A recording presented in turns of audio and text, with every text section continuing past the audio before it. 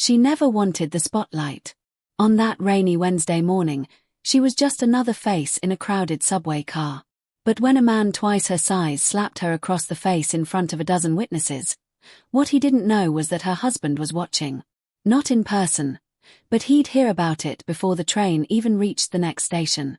And when you're Michael B. Jordan, you don't just respond, you shake the whole world. But here's the twist, the woman had secrets of her own, ones that even Michael didn't see coming. So now the question is, who really started the war that day on the train? It was one of those mornings where the city felt like it was holding its breath, grey skies pressing low over buildings, rain streaking across car windows, and the train running just late enough to throw off everyone's rhythm. She stepped onto the 6:48 a.m. downtown line like she had for years, dressed in business casual, hair pulled back, earbuds in, and eyes alert. Nothing about her demanded attention, at least not to anyone who didn't look closely. She clutched a coffee in one hand and a worn tote in the other, weaving through the crowded train until she found a spot near the pole. That's when he boarded, loud, unbothered, and too big for the space he took. People instinctively shrank back as he pushed his way in, knocking bags and brushing shoulders without so much as a glance. At first, no one said anything. These are the unwritten rules of commuting. Don't engage, don't escalate. But when his backpack slammed into the back of her head not once, but twice, she turned and calmly asked him to watch it. His reaction was instant and explosive. He smirked, leaned in too close, and mocked her tone. When she didn't back down, he shoved her shoulder with the full weight of someone trying to prove something. The crowd shifted uncomfortably, eyes darting away, lips tight, heads turning toward invisible distractions. She held her ground, though her voice betrayed a tremor when she told him to keep his hands to himself. That's when it happened. With one sharp crack, the sound echoed through the car like a gunshot. He slapped her across the face so hard her head snapped to the side and her coffee hit the floor. Gasps ricocheted down the aisle, and time seemed to pause. No one moved. Not at first. One woman shrieked. Another man pulled out his phone. The bully stood over her with a smug, breathy laugh, as if daring anyone to challenge him. Her hand slowly rose to her cheek, red and pulsing, but her eyes, those didn't water. Those locked on him with a heat that was almost unnatural. The train jolted, the lights flickered, and in the chaos, someone murmured something that changed the air in the room completely. Wait, isn't that Michael B. Jordan's wife? The bully's smirk faltered, only for a second, but it was enough. Around them, the silence turned sharp, predatory, as phones rose higher and fingers started tapping furiously. The woman said nothing. She didn't have to. Her stillness said it all. It wasn't just about her anymore. It was about what came next, and for the man who had raised his hand without thinking, his life was about to fracture in ways he couldn't begin to imagine. The train screeched into the next station, brakes howling like a warning, but no one moved, not really. The slap still hung in the air, more vivid than the garbled announcement echoing through the car. Some passengers were already on their phones, their camera apps open, lenses pointed nervously but unflinchingly toward the man and the woman. The bully, whose cocky posture had begun to unravel, seemed to suddenly grasp the weight of the moment. He looked around, perhaps expecting someone to come to his defense, but no one did. That silence began to rot into dread. The woman, however, didn't yell or cry. She didn't scream or curse or even demand an apology. Instead, she slowly reached down, picked up her cracked phone from the floor, and stood straight, her eyes boring into his like a surgeon's scalpel. Then, quietly, she said, "You just made the worst mistake of your life." The man scoffed at first, still trying to shake off the growing anxiety that was clawing its way up his throat, but someone near the back of the train, a college kid with headphones and wide eyes, whispered again, louder this time, "Yo, that's Michael B. Jordan's wife. I swear, that's her. From the gala pics. From Vogue." Murmurs turned into gasps. The guy with the camera hesitated, zoomed in, then out, comparing her face to something on his screen. "Holy sh**, it is her." The atmosphere flipped like a switch. What was once passive discomfort turned into a razor-wire tension. The bully began to sweat, his face contorting between disbelief and something far more fragile, fear. He tried to scoff, muttered she ain't nobody, but his voice cracked mid-sentence. A second woman in the car pulled up a photo, red carpet, tuxedos, flashbulbs, and showed it around like evidence in court. The match was undeniable. Her name wasn't known to most. She'd kept a low profile, a private woman by choice. But her presence in the public eye had spiked recently when a charity gala photo of her and Michael had gone viral. Her beauty had always been quiet, but striking. The kind that made stylists fight over her without her ever raising her voice. She was the kind of woman whose grace wasn't performative, it was bone deep. But now, with the left side of her face swelling red and her tote bag soaked in coffee, the world was seeing her differently. And suddenly, so was he. The bully took a step back, the shuffle of his boot louder than it should have been. "I didn't know, all right," he blurted out, hands raised halfway like a child caught mid-lie. "You can't, don't twist this." But the phones kept filming. One man muttered, "Too late," and another shook his head, disgusted. Then came the moment that truly unhinged everything. As the train doors opened and passengers started to step off, she didn't follow. Instead, she turned, looked at him one last time, and took a photo of his face. Just one. No flash, no filter, no commentary. She saved it, slipped the phone back into her pocket, and stepped off the train. The doors slid shut behind her, but the memory of her stare lingered. The bully was left standing there, breathless, surrounded by people who now viewed him as radioactive. A whisper from the far end of the car cut through the tension like a guillotine. "He's done. You don't slap her and walk away clean." In the hours that followed, those video clips would race across the internet at light speed. Reddit threads exploded. Twitter ignited. News outlets scrambled to verify her identity, and before noon, her name was trending alongside hashtags calling for justice, accountability, and protection for women in public spaces. But amidst the chaos, there was one name missing, his. No one knew who he was yet. But she did. And so did Michael. The clock had started ticking. By mid-morning, the video had metastasized into every social media timeline like a digital virus. What began as a shaky cell phone clip posted on a commuter's Instagram story was soon duplicated, subtitled, analyzed, and plastered across every platform imaginable. 1,000 versions of the same moment, the slap, the stunned silence, the icy glare, and the off-camera voice saying that's Michael B. Jordan's wife, flooded screens. In one angle, the man's face was partially obscured. In another, it was in perfect focus, his smirk caught mid-formation like the punchline of a very bad joke. News outlets scrambled, spinning headlines out of speculation, leveraging her anonymity and his aggression into a binary narrative of predator and victim. Commentators on cable news debated it by noon. Social media users began posting side-by-side images of her red carpet appearances and the train footage, and internet sleuths set to work identifying the man responsible. And they found him fast. Within hours, his name, employer, and even the high school he'd once attended were exposed. Screenshots of hateful comments he'd left online resurfaced. A former classmate shared a story about him shoving a girl in gym class. A woman claimed he'd harassed her in a bar. Each post sharpened the edges of his new public persona. Meanwhile, the woman remained silent. She issued no statement. She made no public appearance. But in her silence, the myth of her grew louder. She became a symbol, grace under fire, elegance against brutality, strength wrapped in restraint. Her refusal to speak was its own kind of thunder, and it made people listen harder. Michael, too, had said nothing, at least not yet. But the world was watching. Paparazzi staked out their home. Drones hovered over their gated property in Beverly Hills. Fans speculated about what he'd do, how he'd retaliate, whether he'd sue, speak out, or throw fists. Theories brewed like storms. But while the public obsessed over the next move, the man at the center of it all, the bully, was unraveling. He was fired by 2 p.m., escorted out of his corporate office by security as cameras filmed from across the street.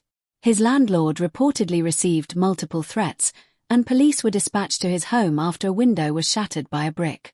He tried to post a video apology that evening, but it was so poorly received, full of excuses and tears and half-hearted denials, that he deleted it within minutes.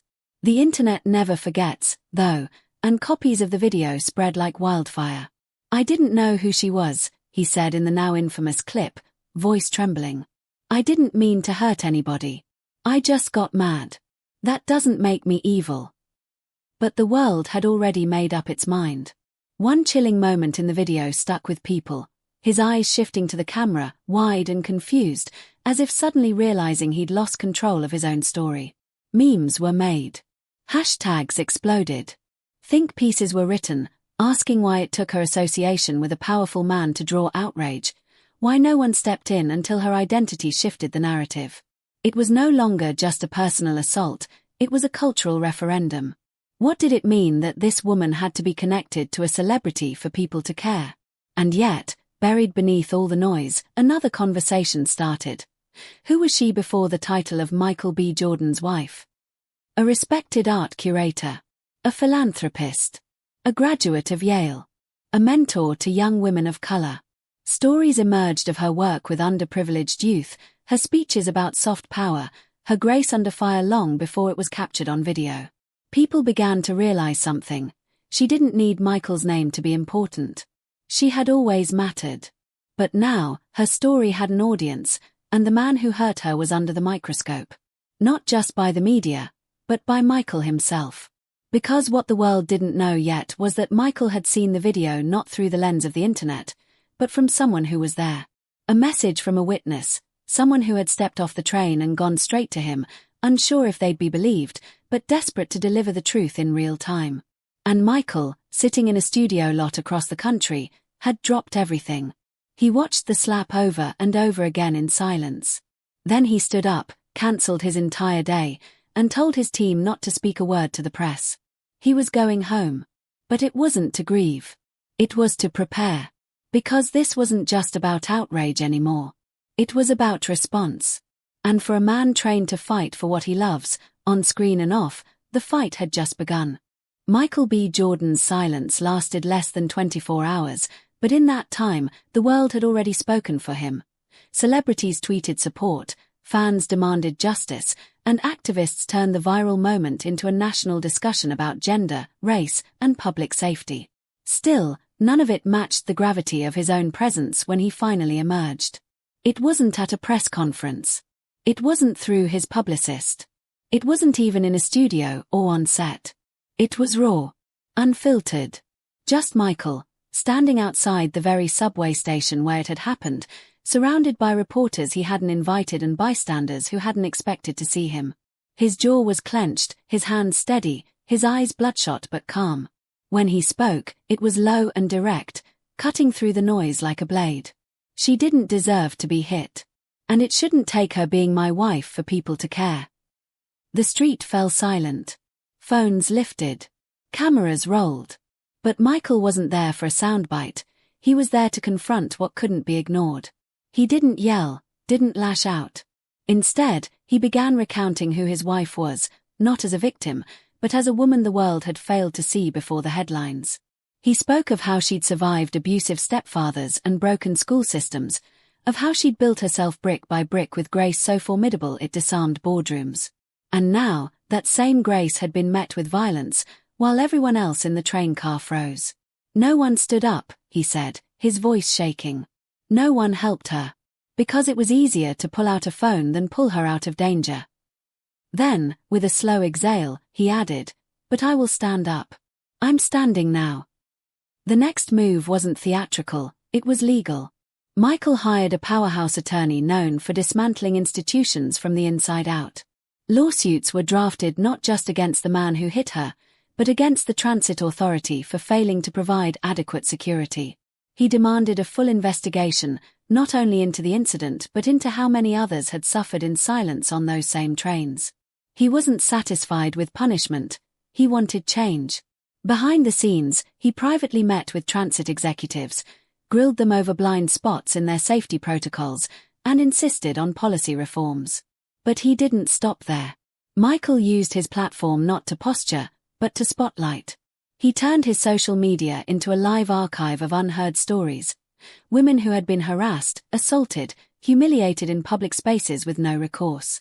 Every post was a spotlight. Every caption a call to action. Every like from a celebrity fueled momentum. Still, the media wanted a more explosive headline, something more personal. And they got it, when Michael made an unscheduled appearance on national television. The host tried to steer the conversation toward forgiveness, asking if the man who hit his wife deserved a second chance. Michael's response chilled the room. Second chances are for people who show remorse. He didn't say sorry. He only said he didn't know who she was. That's not regret, that's self-preservation. The clip broke the internet. But something else slipped out in that same interview, almost by accident. When asked why his wife hadn't made a statement, Michael paused, then replied, "Because she's afraid of what might happen if she does." That sentence opened a door no one expected. Suddenly, people began wondering, was there more to the story than just the slap? What threats had been made behind closed doors? Had she been contacted? Was the man dangerous beyond what the world had seen? Michael didn't clarify. Instead, he let the silence grow. That same day, surveillance footage surfaced, leaked, somehow, of the man following her off the train. It didn't show him touching her again, but his presence was unmistakable, lingering just far enough behind to be unnerving. A private investigator, hired quietly by Michael's team, began connecting dots that turned the story even darker. This wasn't random. The man had seen her before, at a fundraiser 2 weeks earlier, outside an art gallery she curated. He wasn't just a stranger. He was obsessed. The confrontation on the train wasn't a burst of spontaneous aggression. It had roots, a pattern, a plan. Michael's next press statement was short and terrifyingly clear: "This is not over." And that was the moment it shifted again. From a story of outrage to a story of threat. From justice to protection. Michael had gone from actor to husband to warrior, and now he was stepping into the role of something even more dangerous to anyone who crossed him, guardian with nothing to lose. As days passed, public attention morphed into obsession, and obsession unearthed everything. The man, once just a blurry face in a viral video, was now the target of a full-scale digital autopsy. His name, Elias Rourke, was repeated like a curse online, and every element of his past was pulled into the light. Internet sleuths exposed years of aggression buried beneath the surface of his ordinary LinkedIn page and family Facebook photos. Comments from ex-girlfriends hinted at a history of intimidation. A former co-worker confessed anonymously that Elias had been let go from a previous job for an incident involving a female employee that was never formally reported. A deeper look revealed disturbing forum posts under usernames linked to his IP address, threads filled with misogyny, anger at women who talked back, and long rants about how modern men have no control anymore. The image of a man who had simply lost his temper on a train evaporated. What remained was the portrait of someone dangerous, someone who had been waiting for an excuse. Michael's legal team pushed for more than criminal charges. They wanted a civil case that would force the world to look at Elias not as an individual failure, but as a symptom of something larger. But even as lawsuits loomed and restraining orders were filed, a darker layer surfaced. Elias had been tracking her for longer than anyone thought. Investigators discovered a hidden folder on his cloud drive, photos of her entering buildings, screenshots of her social media, a saved contact sheet from the gala event she had attended with Michael. Her name was circled. Notes had been scribbled in the margins. And then came the most horrifying discovery of all: an email, never sent but drafted and dated 2 days before the subway incident. It read like a manifesto. It spoke of power, control, and the need to teach a lesson. There was no direct mention of violence, but the tone was icy, deliberate, and dripping with entitlement. Authorities classified it as evidence of premeditation. Michael, upon hearing this, reportedly destroyed a chair in the meeting room. His rage, always restrained for the sake of optics, now boiled openly. He didn't care how it looked anymore. What mattered was protecting the woman who had always protected others. Meanwhile, Elias vanished from public view. His home was abandoned. His phone disconnected. A neighbor mentioned seeing an unmarked car pick him up late at night. Rumors swirled. Some said he'd gone into hiding, others believed he'd fled the country. But then, in a twist no one expected, he resurfaced not with a statement or a surrender, but with a counter-allegation.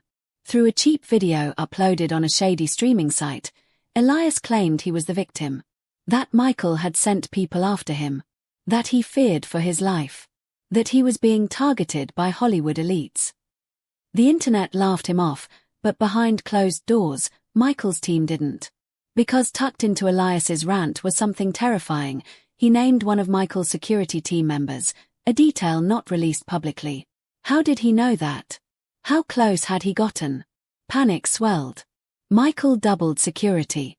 His wife began staying at an undisclosed location. And still, Elias remained a step ahead. Days later, a box arrived at Michael's production studio. No name. No return address.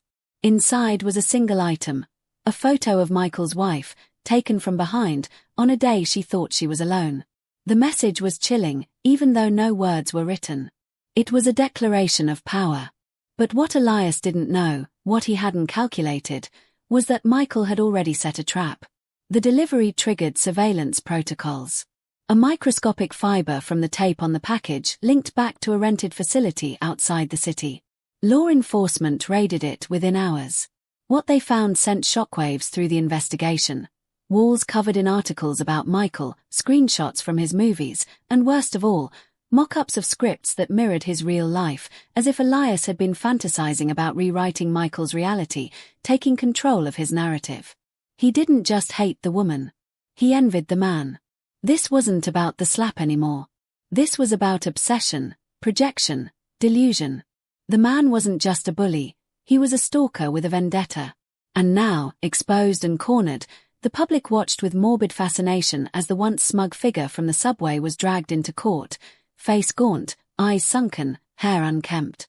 Michael was there too, seated silently in the gallery, watching the unraveling of a man who had underestimated everything. Especially her. Because in the end, it wasn't Michael's wrath that sealed Elias's fate.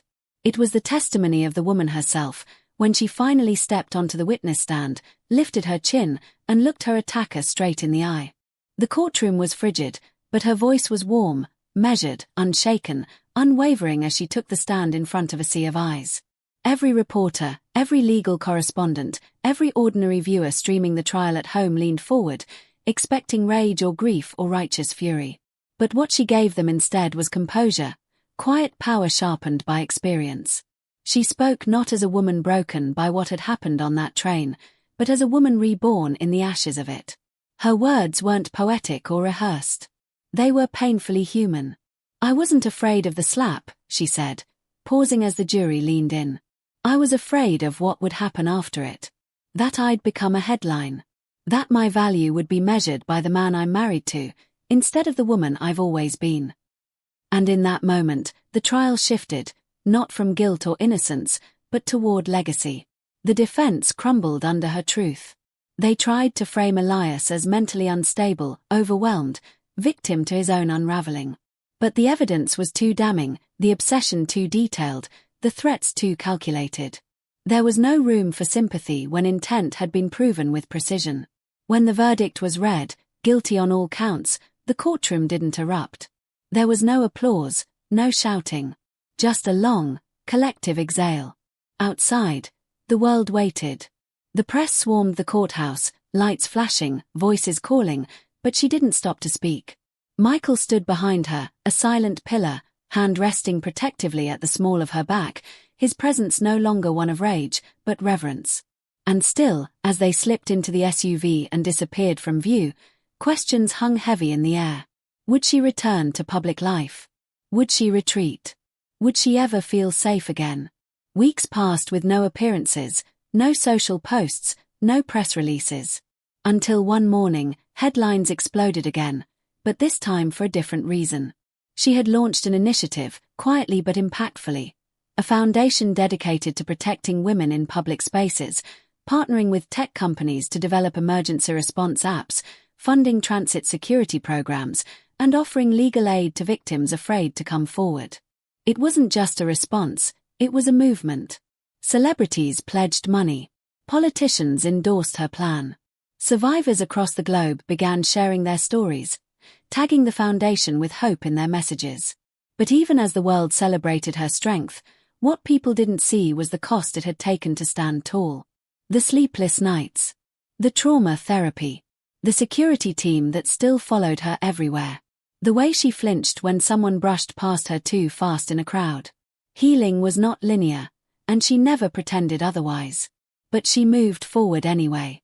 One quiet Sunday evening, a video leaked, not scandalous, not sensational, but soul-stirring. It was footage taken through a window by a passerby, showing her dancing alone in the living room with Michael, barefoot, laughter spilling out of her like she'd been holding her breath for months. There was no choreography, no music playing loud, just them, swaying to something only they could hear. It went viral within minutes, but not for shock. For beauty. For the reminder that joy, when it returns, often tiptoes in through the wounds. People called it the real ending. But even that wasn't quite the truth. Because days later, she appeared on a national stage for the first time. Not at a trial, not behind closed doors, but at a televised panel on resilience and justice. The interviewer asked her a final question. If you could say one thing to that man now, what would it be? She paused. Then she said, "Thank you. Not for what you did, but for what I became because of it." The audience didn't cheer. They stood. Every single one of them. That was her final stop. Not vengeance. Not fear. But purpose. And somewhere in a cell miles away, Elias Rourke watched the clip in silence, face blank, realizing too late that by trying to silence her, he had only amplified her voice. He had written her into a corner, and she had turned it into a stage. And what's left unsaid, what lingers between the lines, is this: the world will never again see her as just someone's wife. She is her own name now, carved into the culture with grace and fire. And for every woman who watched, every girl who wondered if silence was safer, she had become the answer.